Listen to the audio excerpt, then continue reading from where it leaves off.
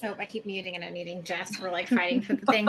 So welcome everyone to another episode of Ask the Nurses. This is episode 106. And we have a very special guest on today. Her name is Megan Mitchell. And if you folks are familiar with a little Evelyn's story and Mercy Children's Hospital in Kansas City, Missouri, and the amount of child trafficking we're seeing with the CPS system. And we have another family from the same hospital that was affected by Evelyn. Once again, working class family, once again, biracial babies that they've taken. And we've talked with mom. It's a completely heartbreaking situation of SIDS that occurred. And that's what was written down for the autopsy as well. But they have taken the children and won't give them back. And of course, they know that the family cannot financially afford to get an attorney, and their state-appointed defense. Well, their state-appointed defense. They are not there for their defense of, the family or for the children. They're there for the state. So we're going to populate a Give, Send, Go for Megan to hopefully pay for an attorney. So if you can give, even if it's only $5, even if it's only $10, just imagine if several hundred of us gave $5 or $10, we'd be able to come up with that $10,000 that the attorneys are saying that they need in order for her to have private representation to get her children back. And so I'm going to bring Megan on, and she's going to tell us a little bit about her story. Did I cover everything, guys? Anything else anyone wants to add before I bring Megan on? I think that's it. Yep. Yeah, Julia's frantically looking for resources in our database. I'm like, Julia, see if you can find X, Y, and Z. And I'm like, we're all frantically sending emails like, what can we do to help this family? So if I keep looking the other screen, it's because I've got my camera on one screen and I'm working on the other screen. Yeah. So trolls, because I know you guys like to talk shit. If we're looking distracted, it's literally because we're trying to track down a lawyer and funds. Okay. All right. Here's Megan. Hi, I'm Megan. I'm from Kansas City. So in May the 27th of 2021, my son passed away at my apartment. My fiancé and my mother-in-law and I were there with our children. The day before, my mother-in-law was watching the kids while I go to school to get my CNA license, and I was working at the nursing home that done the CNA course, and I went to work that morning, and she watched the kids the whole entire day. She fed them breakfast, lunch, and dinner. All four of my kids were healthy, no health issues, no colds or anything was wrong with them. They watched TV and played on their tablets, and my mother-in-law changed the twins every 2 hours, and she fed them every 2 hours, and they had their bottles. And then when I got off work that night, I went to the grocery store to get some food for dinner, and cooked cheeseburgers and fries that night. And after I fed all my kids and my mother-in-law and my fiance, I went into my room to study for my CNA exam. I was a week or two before I had to take my exam, so I started studying real hard so I could pass my exam, not have any issues. And my mother-in-law and fiance were both taking turns changing the twins' diapers and feeding them and everything. And it was around 5 o'clock. My mother-in-law put the twins in their room, and she checked on them every 2 hours and changed them and fed them. She checked through with the twins several times that night, and nothing occurred. Around 7, they were fine. Around 9, they were fine. She checked around at 11 o'clock. They were fine. She fed them and changed them each time she went in there and checked on them. And then she went in there around 2:30, 3 o'clock, and she noticed Noah, one of my twins, was not responding. He was blue, and he was underneath his brother, right by his rib cage.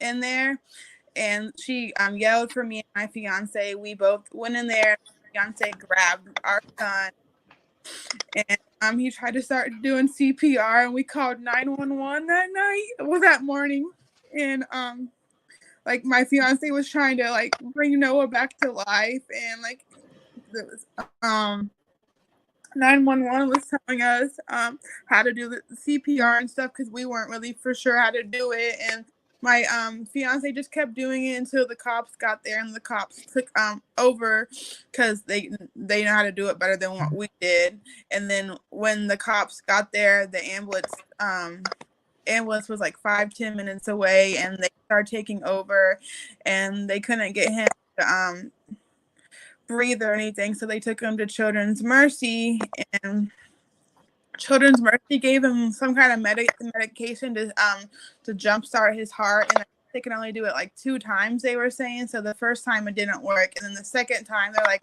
this is the last time we can do it, and like it didn't work, and they pronounced him dead at Children's Mercy. And they were like, they just gave us, they were just looking at us, and they were like, told me it was going to be okay. And I just started screaming, like, no, like not my son. Like I was really upset that morning I was at Children's Mercy. So like, a couple of officers just questioned us, at the hospital. They got my statement, they got my fiance's statement, and then they went back to our apartment to get my mother-in-law statement. Cause all 3 of us was out the house that when Noah passed away. And we got back to the after we left the hospital, we went back to our apartment, and then like not even like 20 or 30 minutes later, the cops were knocking on our door, asking us if we could go down to like Kansas City downtown to get interrogated by the officers. They had a few more questions, and we're like, okay, well, we don't have nothing to hide. We didn't harm our son, so like we didn't see why it was going to be an issue. So like me, my fiance, and his mom went all in different cop cars. We went down there, and they questioned us. Well, when they were questioning us, that's when I don't know if the cops called CPS or Children's Mercy called CPS, but CPS was called, and that's when CPS went to the apartment and took all 3 of my kids. They're 7, 6, and then 2, and then 3 now. Well, all 4 of them. They took all 4 of the boys, and they took them out of Children's Mercy, and they did all kinds of tests on them. They didn't find like any like abuse or anything. They just found that Noah had a fracture, had a brain bleed. That was all was wrong with them. So now they're saying that's why they took our son, because Noah had a brain bleed, but like he was a premature baby, so it could have happened at birth. Or it could have happened during CPR as well. CPR. Like, we don't know how he got the brain bleed. And they're like, we should know how we got it. Well, we don't know how we got it. We don't know. Like, our nieces and nephew, they never, like, carried them or anything. So no one ever dropped them. We're telling them that, and they don't believe us. And they're like, well, you need to admit that you harmed your son. I'm like, I'm not going to admit to that, because I never harmed my son. I loved him unconditionally. I gave him everything he needed. Like, he was my world. I would never harm my child. And like the autopsy results of that, it came back SIDS/undetermined. So like, I'm not going to admit to harming my son when I didn't harm my son. And like, I did all the goals that CPS asked me. I have 2 jobs. I have a house. I have all like the like needs, basic needs that my kids need to get my kids back, and they refuse to give me my kids back. Like, the foster family is a barrier for reunification. The foster mom could never have kids, and my kids are biracial, and she wants my kids. She doesn't want to give them back to me. Like, she tells my kids I don't love them, I don't miss them. She forces my kids to call her mommy, and her husband forces them to call her daddy. Like, they are not good people. They're in it for the wrong reasons. Megan, did they end up dropping criminal charges from that investigation, interrogation that night?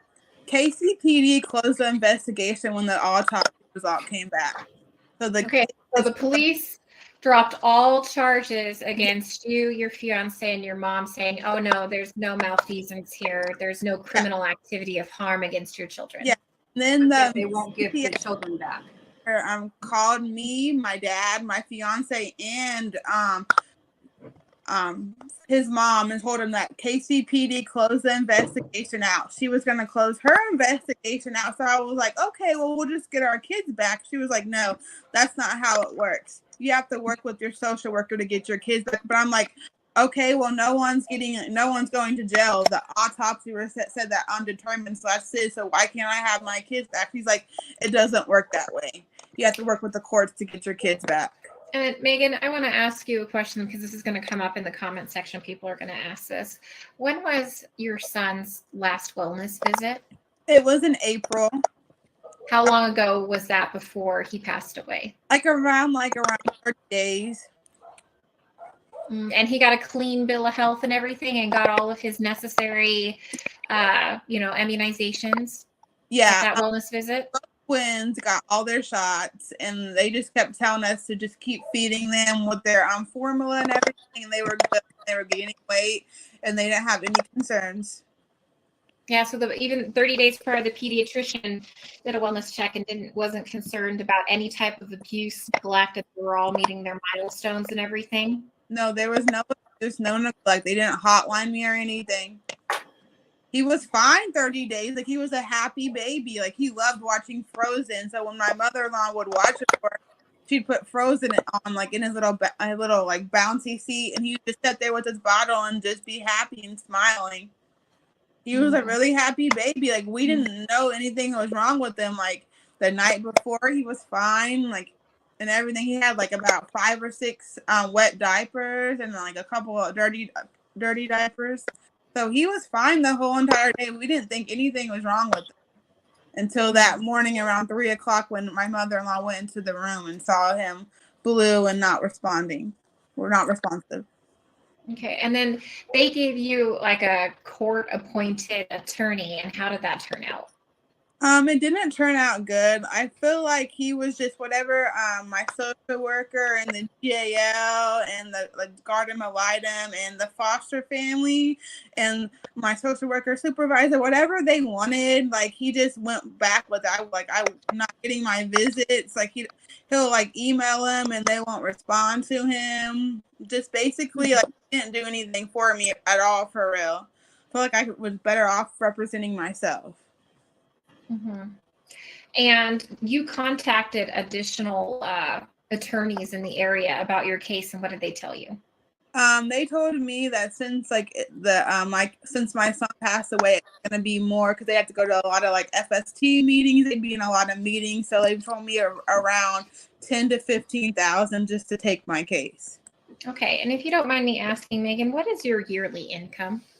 I make around 15 to 20,000 a year. Mm-hmm. The legal fees would be basically more than what you make in a year. Yeah, I could that'd be like what I make a year. I couldn't pay any of my bills or anything. I would be broke. And we've been working with Evelyn's mom, and we've been trying to get some of, I'm in that chat group on Facebook with the other families that are being victimized by this hospital and the CPS system. How many of them would you say make about the same amount you do every year? Probably about most of them. Yeah, there's a clear pattern here because they know that you can't fight back. So folks, in the comment section below, and we'll blast this onto our social media and everything like that, if you can donate 100% of all the money that we crowdfund for these reasons goes to the individual. Let's see if we can't pull up that money to get her children back, because there's no feasible reason. I mean, I came from an abusive household where there was no food, no water, like literally the roof leaked. There was no sanitation. Like I would go, the last meal that you ate was your free lunch on Friday until you got your next free lunch on Monday. So I know what abuse and neglect looks like. And, we've seen what your home looks like from the background. You work 2 jobs. It's just another, it's just a struggling family that is still a good family, but because you don't have a ton of money, you can't fight these people. So you go through these hoops and everything like that until eventually 6 months, a year, 2 years, 3 years go by and you still don't have your children back because your court appointed attorney is not there for you. He's there for the court. Mm-hmm. Yeah, Nicole, can we talk about the incentives that CPS has for Yeah. Do you every know case? about, because we heard about the incentives for the CPS system from Evelyn's mom. Do you know a little bit about those numbers? What about it? They have a lot of bonuses and stuff. Go ahead and elaborate a little bit on that. I don't have the note from Evelyn's mom in front of us, but there's like quotas they have to make and they get paid by quotas. I haven't heard about the quotas and stuff, but I know like about the Social Security thing. I think it's like Title IV or something like that. I know like they get like I forget how much they get, quite a bit of money when they remove the kids out of the house. Like it's per child. I think it's like millions of dollars. Yeah. It was actually it was like COVID money good. Like, Yeah, it's a lot. It's a lot of money. 13.6 million per child when they remove them from your home.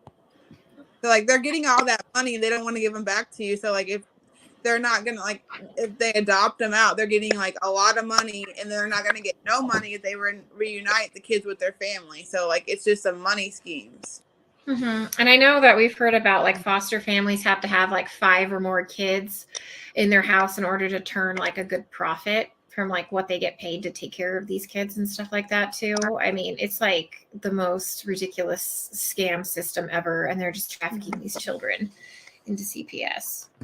I think there was like 900 kids in Missouri like a year or so ago that came up missing. They were all like getting sex trafficked. Mm-hmm. I think that was one that Tim Ballard worked on, wasn't it? It was in the news, or was that Georgia?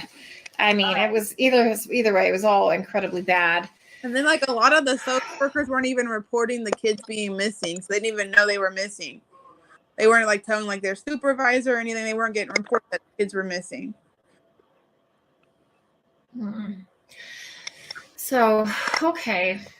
Is there anything else that you folks want to ask her, Julia, Jess, or anything like that? So now the kids are completely separated because you were saying that the 2 older kids are with their dad? Yeah. And then the 2 youngest 2 are with their foster family still. Are the kids able to, during visits or anything, are they able to see each other, or do they keep them separated? Last time I heard that on the weekends, I guess my ex works on Saturday, so I guess the foster family watches my 2 oldest kids so they can have sibling time. But I don't know if they're still doing it at this point in time. Okay, but they do, because I was just concerned that the kids are being completely separated from everybody. So they are allowing the older children to be, or were, we just don't know if they still are. Yeah, like about a couple months ago they were. I don't know if it's still happening or not. I haven't updated about that or anything. Just so, Yeah. I mean, The fact that they don't even update you is concerning. Yeah, that's exactly. I don't get any updates. A couple weeks ago, I was supposed to get a visit like on Monday, and I texted my parent aide. I'm like, hey, I'm confirming the visit on Sunday because you're supposed to confirm 24 hours in advance. And she's like, she didn't respond. She was like 5 hours later. She's like, well, you're not getting a visit. I'm like, what are you talking about? She's like, the kids are on vacation. I'm like, no one told me they were going on vacations. Like, I'm not invited to doctor's appointments. I haven't got an update on the kids in like 8 months. Oh, that's not right at all. You should be getting updated on, all of their things that's going on with them, their doctor's appointments, especially if they're going on vacation. Were they taken out of the state on vacation? Where they went to, they will not tell me. I tried to get in contact with the supervisor. I haven't got a response. The social worker does not respond to me. I'll have to email her and call her a half a dozen times before she feels like it's appropriate for her to respond to me. My lawyer was like, when I had my lawyer, he was trying to contact with her and took him 2 months to get in contact with her. My therapist that I see every week, it takes her like a month and a half to get a response from her. I understand they're short staffed, but like it shouldn't take a month and a half for her to respond, or 2 months for her to respond. No, they should. They at least. I mean, it may not be the same day, but maybe the next day. They should be responding to you quickly. She doesn't respond. Like I emailed her today, and I have not got a response at all. and I'm probably not going to get a response. When was the last time you saw your children, Megan? I haven't seen my kids for 7 For how long? since October 17th. Oh my goodness. Months. And like now they're saying that my kids don't want to come to visits and they get upset, so they're not going to force them to come to visits. But I feel like CPS is lying, because when my kids leave, they ask me when they're going to come home. They don't want to go back to the foster family house. They throw tantrums. They throw themselves on the ground. I have to like give them a blanket or like gummy worms or candy. And when they see us, they jump out of their car seat. And they're like, Mommy, did you miss us? We missed you. And they just scream. Like, it doesn't make sense. Like, this doesn't make sense at all. No, No. none of this makes sense, especially that you haven't seen them in over a month. It's been almost 6 weeks since you've seen them. I mean, they make children go to the other parent's house and force them to go to the other parent's house. Like, what? This doesn't. But they know that you can't have an attorney. They know that you can't afford it.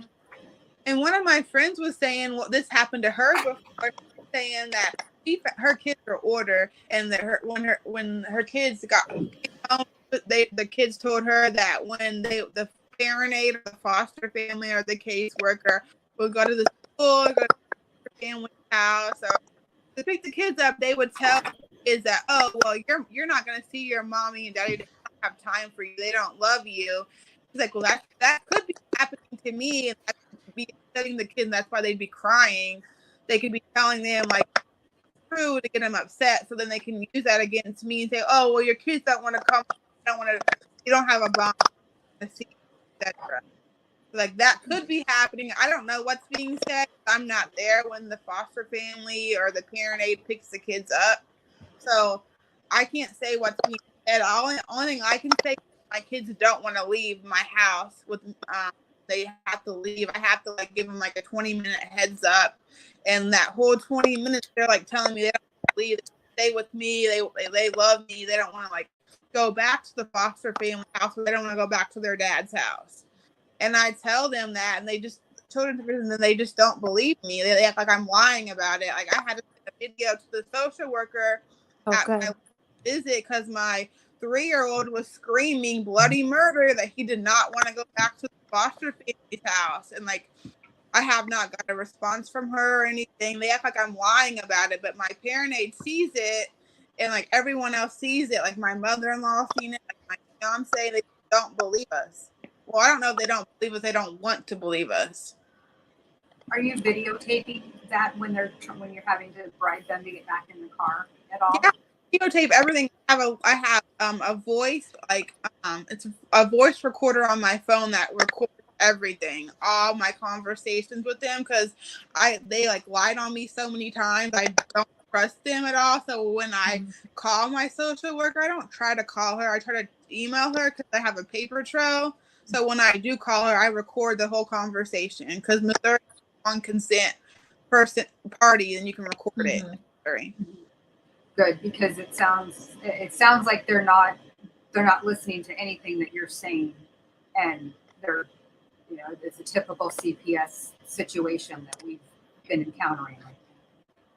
Yeah, they don't care about you. They care about the parents. They don't care about the kids. It's just like how they get money, how they can profit, how can the money go into their pocket. They do not care. It's all about money with CPS. And if you don't have money to fight to get your kids, sorry, but you're probably not going to get your kids back. But yeah, there was several families in that support group that never got their children back. And I mean, we're talking, it's been like a decade now. They still haven't gotten the children back. Yeah. Because attorneys won't take payment plans. No, they don't. And then you got to be careful to get the right attorney. You don't know if that's like working for like state. Because the attorneys get paid no matter what the outcome is. Yeah. Right. They don't care. They're going to go home to their family at the end of the day. They don't care if you get your kids back, because they're going to get paid what? Mm-hmm. we've had situations. That's why we have like a very tight and secure, like legal list of people that we reach out to, because we trust, like we've worked with them and we trust them. But we've seen other people with lawsuits and stuff like that. It's like, oh, whatever, with the attorney, they're not invested in the outcome. No. And Bad. unfortunately, it seems to be that particular hospital where your son was taken to seems to have quite a few of these cases. I mean, the fact that they have a support group for these families. Oh gosh, yeah, that's painful. It's painful. This happens a lot at Children's Mercy. Like, I will never take my there ever again. If my kids are returned to me, we'll go to a different hospital. I will never go to Children's Mercy ever again. Mm-mm.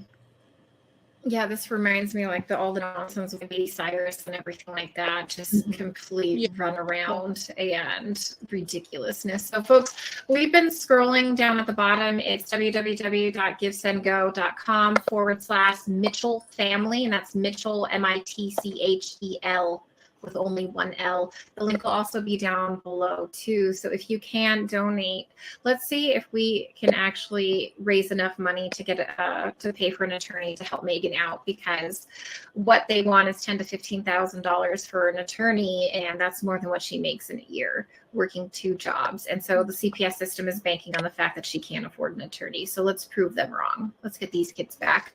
So any final things you want to add, Megan, before we head off? Because we're gonna go into action mode and start trying to come up with $10,000 to $15,000 for you. Thank you. Like, I'm trying to someone to help my family. Like, I deserve to have my kids back, and I really do miss them a lot. Thank you guys so much. And then also, we'll do everything we can. Thank you.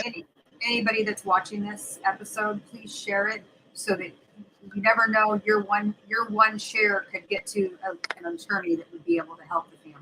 Mm-hmm. And if you know any families or any attorneys that could help this family, possibly pro bono or a reduced rate, please let us know. You can email it as info@americanfrontlinenurses.com, and we'll pass that information on over.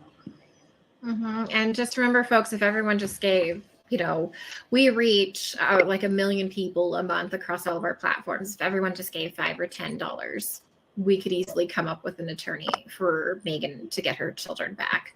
So thank you, Megan, so much. We'll keep in touch. You have my cell phone number, and we'll update you as we get resources, and we'll send you the link to the Give, Send, Go so you can promote that as well. And we're going to go into action mode and get this out onto all the platforms. Okay. Thank you, guys. Have a happy Thanksgiving. Bye. Thank you. Bye, Megan. Bye.